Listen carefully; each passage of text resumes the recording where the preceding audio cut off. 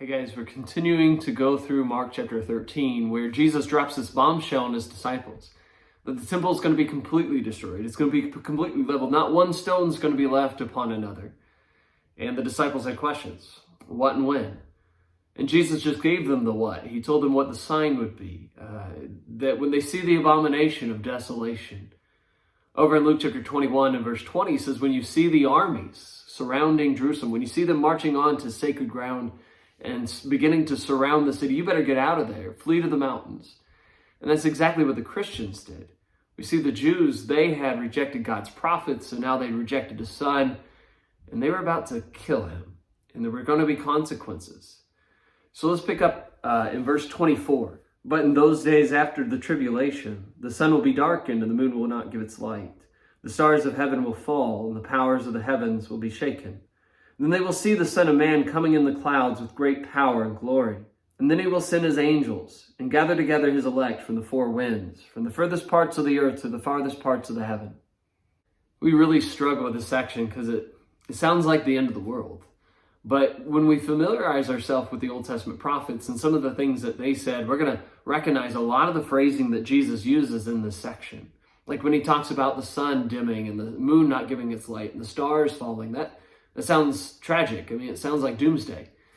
But really, it's very similar to what God wrote in judgment on Israel in Joel 2:30 and 31. Or God's judgment on Babylon in Isaiah 13:10. Or God's judgment on Pharaoh in Ezekiel 32, verse 7. And so when we read this, or when we hear things like this, we ought to think God's judgment on nation and on ruler, and specifically on Jerusalem here. That he's going to knock their lights out. Maybe that's a phrase that we might use. And then he talks about the Lord coming in a cloud in the air. Now, it sounds like the Lord's coming back. It sounds like Jesus is coming back. But really, it's very similar to what Isaiah wrote in Isaiah 19, verse 1, where he talks about the burden against Egypt. Behold, the Lord rides on a swift cloud and will come against Egypt. Now, we ought to hear that and think God coming in judgment against nation, specifically Jerusalem here. And then he says that he will send his angels and collect his elect from the four winds of the earth, four ends of the earth. Now that's kind of hard. It sounds like Judgment Day, possibly. But it's very similar to what God wrote in Isaiah 11:12, and Isaiah 56:8, and Hosea 11:10, and other places.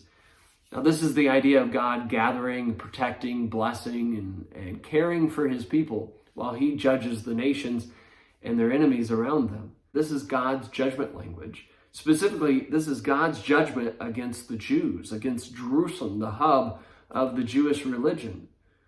Let's continue reading. Look there in verse 28.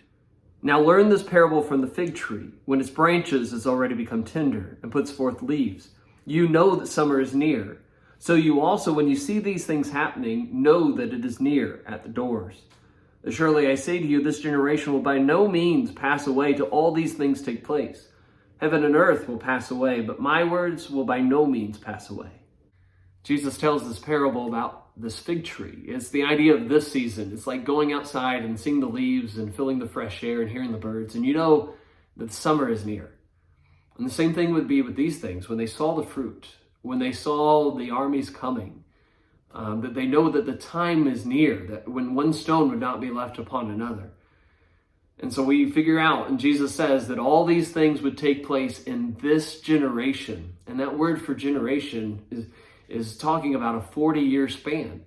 And historically, about 40 years from the time that Jesus says all this, that Titus, the Roman emperor, would march into Israel and surround Jerusalem and destroy the temple. And 1.1 million Jews were slaughtered. But as far as we know, not one Christian was lost in all of this. It's because when they saw the signs, they knew that it was near, and they fled to the mountains. This is God gathering and protecting and blessing and caring for his people while he places judgment on the nation around them, on their enemies.